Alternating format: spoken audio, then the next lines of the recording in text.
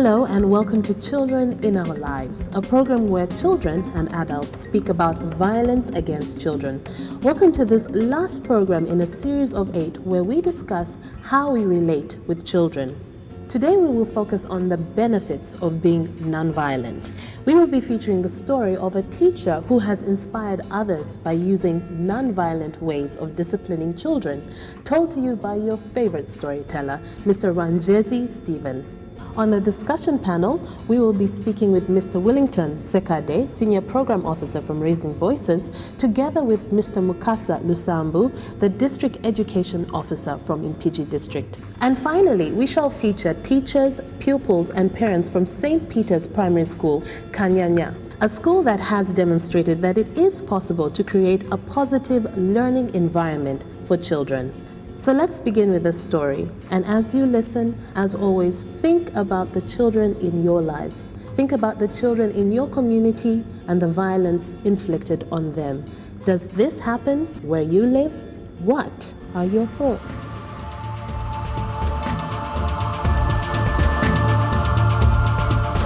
Good evening.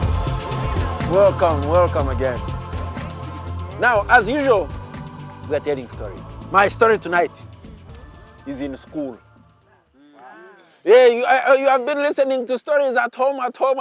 Now I'm talking about school. Okay. School. And I'm talking about teachers. Okay. Teachers. Talk about them. And there are two teachers. But because this happened actually recently, I will not use the teacher's name. But there are two teachers. One, let me call him Emma. And another one, let me call him Lumumba. Yeah, now I have you want to know the tribe. Now, Mr. Lumumba is a primary 1 teacher, a senior teacher, highly respected in the school. Everybody sees him as a great model. One time he finds Mr. Emma putting a boy on the wall. The boy is holding the wall, and Emma is behind. One of the classes. And Mr. Emma, without even thinking, said, "Stop it!"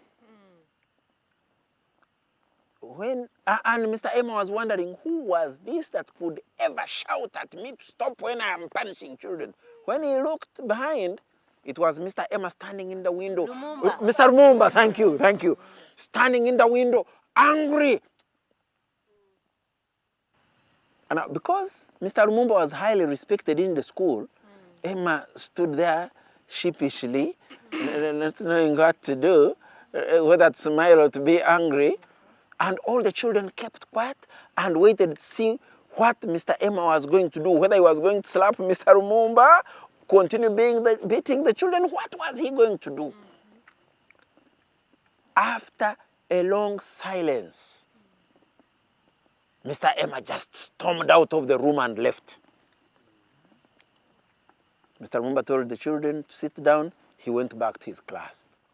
Now, at break, when Mr. Lumumba went to the staff room, he found Mr. Emma talking to the other teachers. What's wrong with beating children? What's wrong with beating children?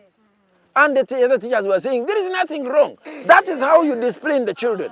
That is the only way to control them. Whose children? The children that are sent to school to be looked after by these teachers. Were their children also beaten at school? My friend, do I know whether they had children or not? Some of these were even young boys and girls. No! So Mr. Lumumba, after listening to these people, asked them, why do you beat children? And the teacher says, hey, that's the only way to control them. That you must instill fear in them so that they can be disciplined. And Mr. Lumumba asked them, is that why you are here? Are you here just to instill fear in the children? Hey, how else will you control them? Are you telling us you don't beat children? And he said, let me tell you why I don't beat children. And he explained that when he, Mr. Lumumba, was in senior 3. He was a wonderful singer, a wonderful dancer. He was a prefect. Everybody liked him. Now, the choir master, although he liked Lumumba very much, was a very harsh teacher. Any small mistake, any small mistake, boom. But Lumumba was intelligent in class, was always passing his numbers. Now he was a good singer, a good dancer. The teacher liked him. One day, just one day like this, they were learning a dance. And, you know, as a child, Lumumba lost his concentration and made a wrong step. Oh! That teacher called him, touch the wall, arms up. He beat this boy so bad that he actually fell unconscious and fell down. He was unconscious. He actually ended up in hospital. By the time he became conscious again, he couldn't move. Eventually, he recovered, went back to school, and became a teacher again. He also became a teacher. The Lumumba now became a teacher. And when he came, the first thing he was also doing was to cane children like he was caned. Especially those who, he was a mathematics teacher then. Those who failed. One day, he was busy caning kids. And one boy, when he was getting to him, the boy stood and said, "But teacher, I did my best. I tried, I did my best." The memory of what had happened to him came back. He looked at the boy. He dropped the stick. He told everybody to go back and sit. He couldn't even complete the lesson. That night, he couldn't sleep. The picture of the boy in front of him crying even before he was beaten and telling him, "I did my best. This is all I'm capable of." And it went back to the time he was beaten, to the time he had to go to hospital. Up to now, actually, his back has never been quite right. And above all, his singing and dancing talent stopped there. He hated singing, he hated dancing, and he's now also not okay with his back. And from that moment when that boy appealed to him, he stopped beating children. And that is why eventually he became a role model to other teachers. All the teachers, the head teacher, all the children liked him. They looked to him as a guide. And all the others who used to beat were not loved, were not respected, were actually not even making the children learn anything. So, the violence that we have always talked about is not only in homes, but our challenge as good citizens is, what do we do to prevent this from happening? Our challenge is to remember that nobody needs to be punished in order to learn. You can motivate children in a positive way, and you can actually, as long as the rules are clear, the consequences of breaking the rules are known, you can motivate them, and they call it positive disciplining. You can motivate them, and they are motivated in a good way, and they grow up not injured, not harmed. And they'll learn more. And they learn more and better. That's the end of my story today.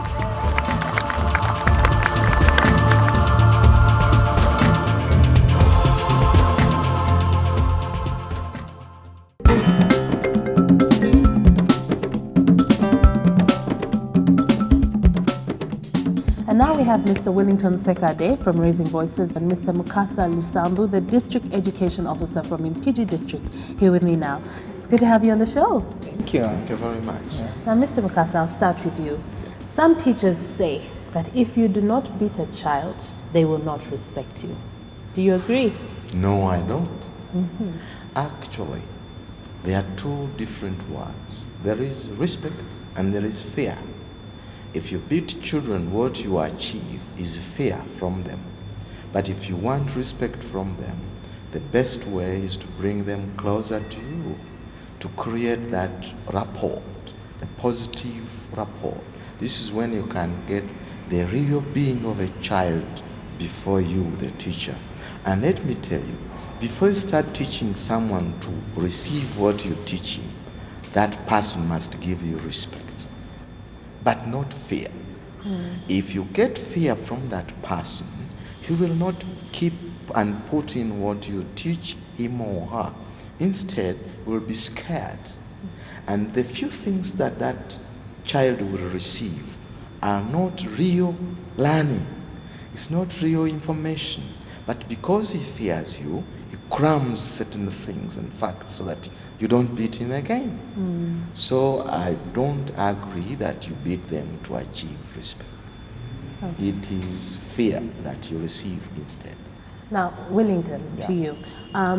If you do not beat children when you're teaching them at school, what kind of benefits do they get? Just like Mr. Lusambu was saying, children begin by liking the teacher in the first place before falling in love with the subject. If they hate the teacher, they will definitely hate the subject. Now, the first benefit definitely you get is that children feel close to you. They can come to you and ask questions. I talk to lots of teachers, and recently I was talking to one teacher. He's actually my friend, and he was telling me that Willington, I was challenged today by one of the children I teach. He does not beat them. And he said, I asked a question that, who is the head of a family? And then this child wrote mother, and I cancelled it. And then the child came to me and asked that in my home, I'm an orphan. My dad died long time ago. It's my mother who is taking charge of the home. And definitely, for me, I think it's my mother who heads my home. Other homes are headed by fathers. But he's right. But mine. And you know, that is the kind of education that we are not having.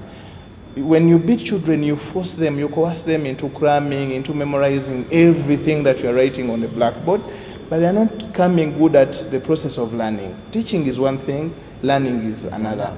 And you know, a good teacher is that one who enables children learn, be creative, come to terms with the realities, and then they can come up with alternatives and options and creatively think about this. Then the other thing is that when you look at our education system, the other problem we have is the fact that children are not interested in the learning process.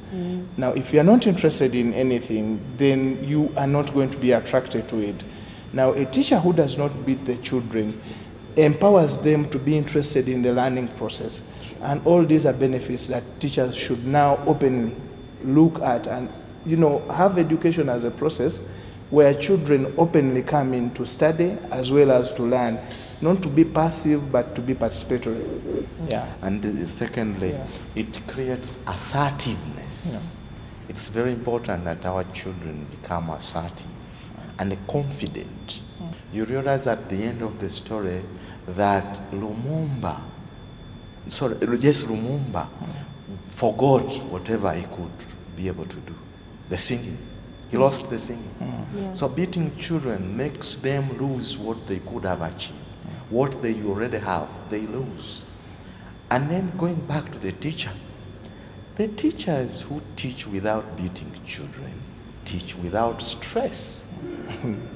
And these are teachers who look their age and keep young all the time. But whenever you beat children, you lose the mood and you get stressed. And that stress breaks them down. Because you're constantly moving with anger. I mean, and you can't beat children unless you're angry, really. Definitely. And you know, quite often we invite how other people are going to perceive us and look at us, also to relate with us. Now, if you're a teacher who wants to be feared all the time, definitely when you put on a tough face, when you come in and children keep quiet, you know, you'll be happy because at the end of the day, you're seeing what you want to see. But ask yourself a question that when they are keeping quiet, how many ideas are they keeping to themselves? Exactly. You know? And how would this have contributed to like the whole process of learning. You're not getting any feedback. Yeah, so that is something, but it's a decision that you make definitely as a teacher, as a parent, as an educator. Yeah. And actually, we are discussing effective learning. Yeah. Effective learning. Learning can be learning. But if you want to achieve effective learning, where you teach as well as educating, meeting should be out. If we are to teach as well as educating. Okay.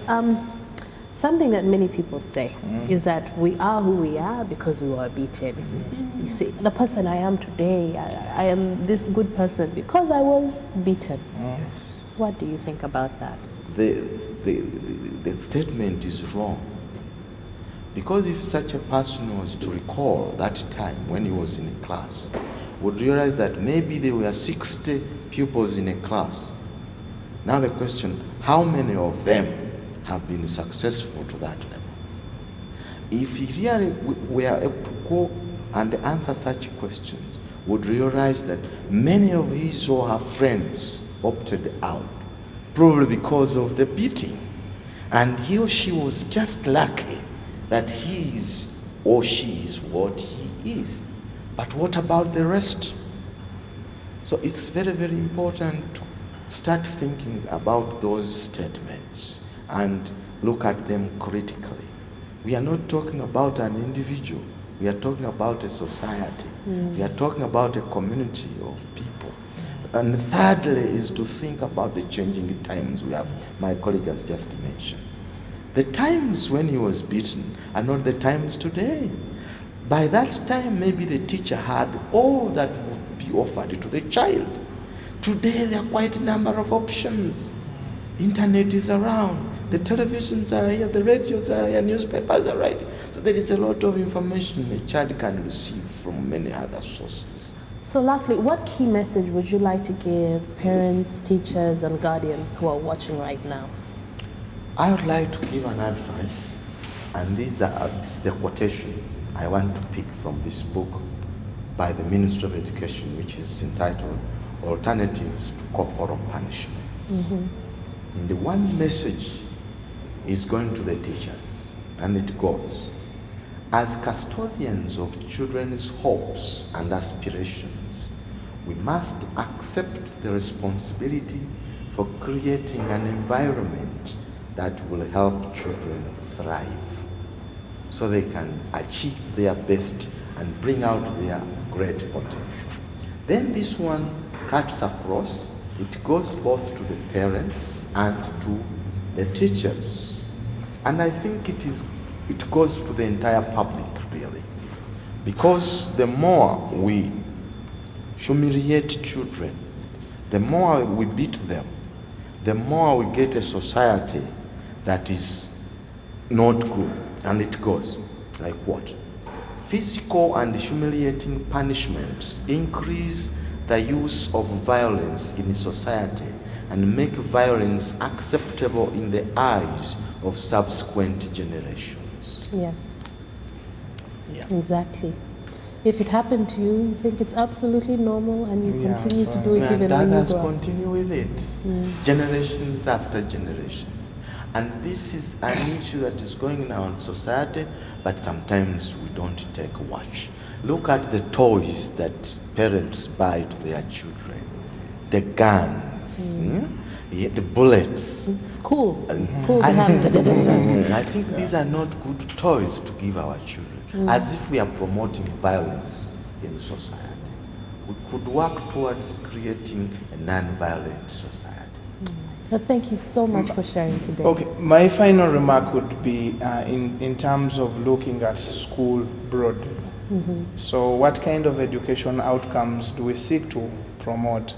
I think teachers need to reflect more on the operational culture of schools. It's true we are beaten, all of us, and we know all the damage it caused us.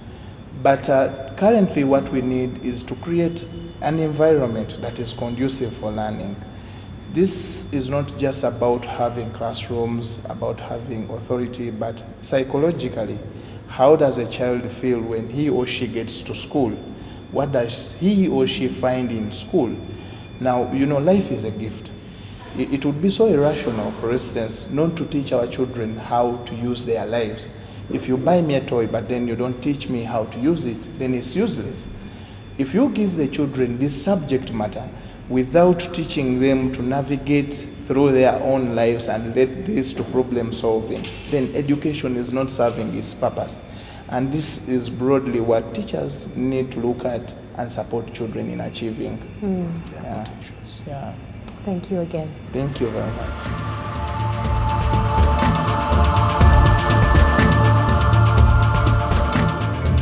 We are now at St. Peter's Primary School in Kanyanya, a school that has adopted non-violent ways of teaching children, and they're reaping big in terms of rewards. Here to tell us a little bit more about that, we have the headmistress of the school, Mrs. Winifred Biansi. You're very welcome to the show. So how long have you been practicing non-violent forms of teaching? We have been practicing non-violent means for 4 years now. So how exactly does it work? I mean, what kind of disciplinary measures are you using instead? We call them responses. We have other forms of responses, that is means alternatives to corporal punishment. We have things like guidance and counseling. We counsel our children according to their need. We have discipline boxes in their classes.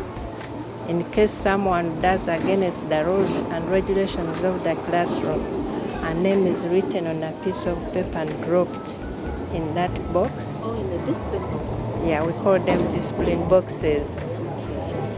We have files in their classes, we call them discipline files. We tell our children to apologize, whether in written form or verbally. It depends on what the child has done.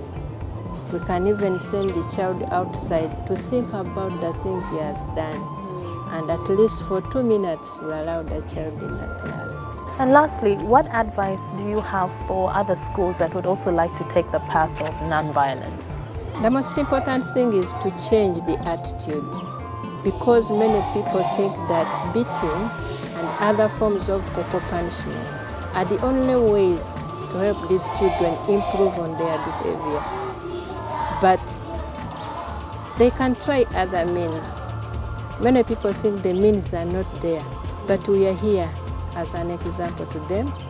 They can visit us, we can exchange, and then they can learn from us. So now I'm here with one of the pupils who happens to be on the disciplinary committee here at St. Peter's Primary School, Kanyanya. How are you? I'm fine. What is your name? My name is Okro Bruno. What class are you in? I'm in primary 6.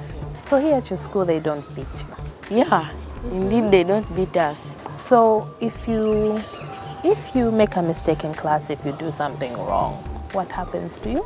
If you do something wrong, you are told to write an apology letter. If you misbehave, they told you to ask for forgiveness. To ask for forgiveness? Okay. Is there anything else that can happen to you? If you write that apology letter, the teacher reads it, and finally she forgives you and then advises you to next time not to do it again. So some of your friends are beaten at other schools? They are beaten. Ooh, that's not good, is it?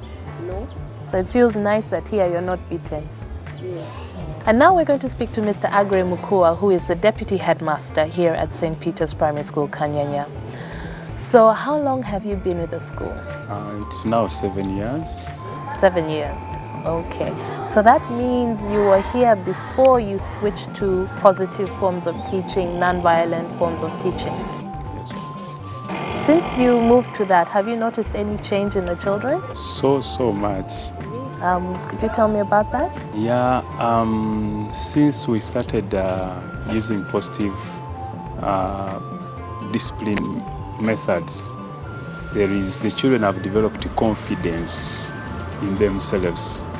They are able to express themselves freely, they interact with the teachers freely, and they have been able to open up in many areas concerning their well-being at school.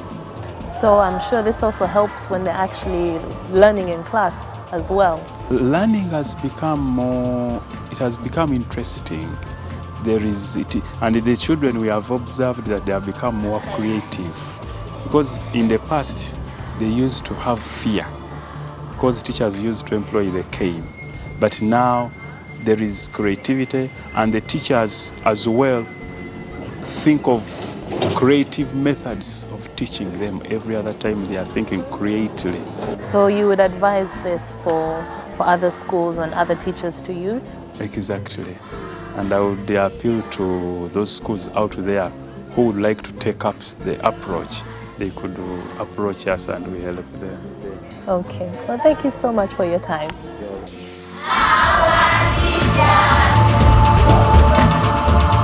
So now you've heard the story and seen the benefits of being nonviolent. But at the end of the day, what matters is what you think. Can this work in your community? Think about your school, the schools that you have gone to, and the schools that our children are going to. Thank you for being a part of these engaging talk shows. This is the last in a series of 8 on children in our lives, where we discuss how we relate to children. Remember, this is a journey, and you decide how you take this journey. But remember, a violence-free childhood is everyone's right. Thank you for watching.